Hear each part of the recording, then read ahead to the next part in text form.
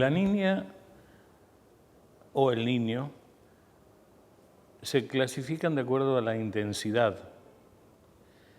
El hecho de que existan ya da el indicador de gran escala.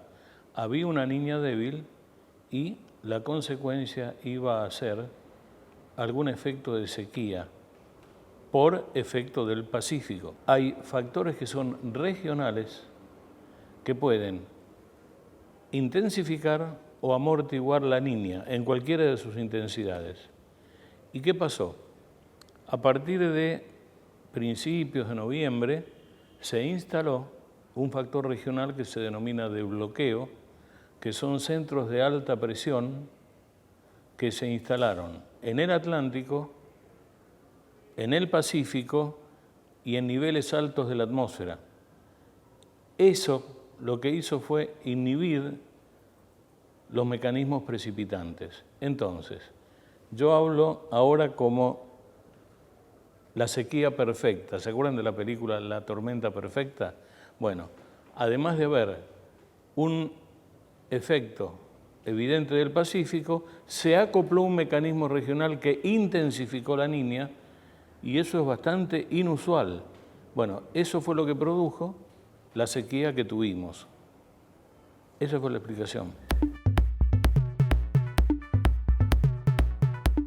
El clima malo para los cultivos fue muy malo, porque lo que hizo fue generar en el periodo estival y fundamentalmente después de diciembre, episodios secos que tuvieron impacto sobre los periodos críticos de los cultivos como el maíz y como la soja.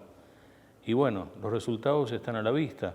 Fíjese que cuando comenzó la campaña había una idea de que si las cosas fueran normales, que la palabra normal no se aplica a esto de alguna manera, la soja hubiera tenido una producción de 57 millones de toneladas. Hoy la producción de soja está estimada en 40 millones de toneladas. O sea que fue una campaña mala. Y lo mismo para el maíz. Hubo pérdidas también interesantes. Y la característica del cambio climático es que puso a la atmósfera en un estado de inestabilidad, o sea, aumentó la volatilidad. Y por lo tanto, son más frecuentes estos bloqueos, los pulsos de calor, los pulsos de frío intenso y las grandes precipitaciones en periodos cortos de tiempo, inundaciones. La atmósfera está en un estado muy inestable. Entonces, evidentemente, estos bloqueos existieron siempre, pero ahora van a aparecer probablemente con mayor frecuencia.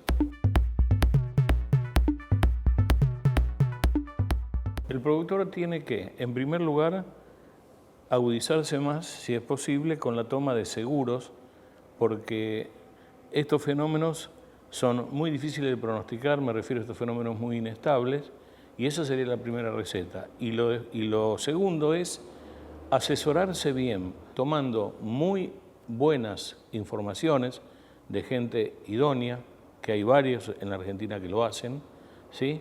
Puede el productor hacer un mejor diseño de su sistema de siembra, puede ayudar a planificar las siembras, y eso depende de cada región, de cada cultivo y de cada alternativa, ¿no? O sea, si un productor hace soja de primera con un determinado grupo, cuidado, ante una situación así lo que le conviene es diversificar, ¿sí? Hacer soja temprana, soja tardía, en qué porcentaje, y de alguna manera ir llevando las posibles anomalías. Las lluvias de abril obedecen a que justamente, y esa es la gran noticia tal vez de esta nota, se rompió el bloqueo que inhibía las lluvias que fueron las causantes de la sequía. Al debilitarse sus centros de alta presión, comienzan los pasajes de frente a tener una buena actividad. Y si hay humedad en la atmósfera, como hay en este momento, ¿sí? Empiezan a generarse lluvias. Ahora, la repercusión en las reservas también es dependiente del estado que tenían las reservas antes de esta lluvia. Y para hablar en términos generales, hubo una muy buena recomposición de reservas del centro al este del país, en el este de Córdoba, por suerte también, y después una muy pobre recuperación en toda la zona de La Pampa y ya más hacia el oeste de toda la República Argentina. ¿Por qué? Porque ahora aparece otro tema, que es muy importante. Entramos en el semestre frío y climatológicamente en el semestre frío las lluvias disminuyen. No tiene nada que ver con el bloqueo, con nada. O sea, si usted toma, por ejemplo, la media de lluvia en el Observatorio de Córdoba, por ejemplo, ¿no? En el mes de noviembre tiene 130 milímetros de promedio. En julio, 5. O sea que de aproximadamente el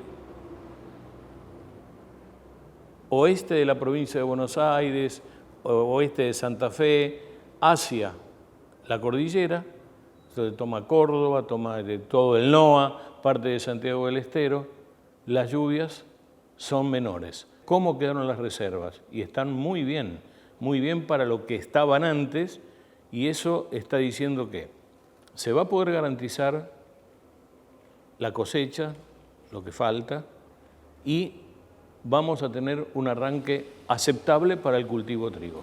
En el resto del país está bien, toda la provincia de Buenos Aires se recompuso con estas lluvias, sobre todo las zonas trigueras que estaban muy comprometidas, ¿sí? Santa Fe también, Entre Ríos, y en general solamente hay algunos problemas bastante al oeste de Córdoba, parte de San Luis y La Pampa. Y el NOA está razonablemente bien. En este momento, la Niña está debilitándose. Comenzó siendo neutra o una niña débil, cuando hablamos nosotros, Gabriela, el año pasado, que yo le mencioné que era una niña débil.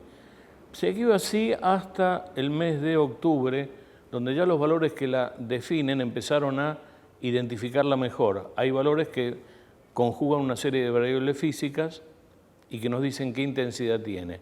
Y llegó a una intensidad moderada hace un par de meses. Y a partir de ahí, ahora estamos prácticamente llegando a un evento neutro y, esto es muy importante, el pronóstico es que vamos a transitar de ahora en adelante con neutralidad o un niño débil. Y eso es fantástico para la provisión de agua en todo lo que resta, o sea, durante la campaña fina y para la gruesa también. Por supuesto que a eso hay que ponerle, y ahí está la interrogación, ¿qué va a pasar con los efectos regionales? Cuidado. Los bloqueos pueden ser hacia situaciones secas o húmedas.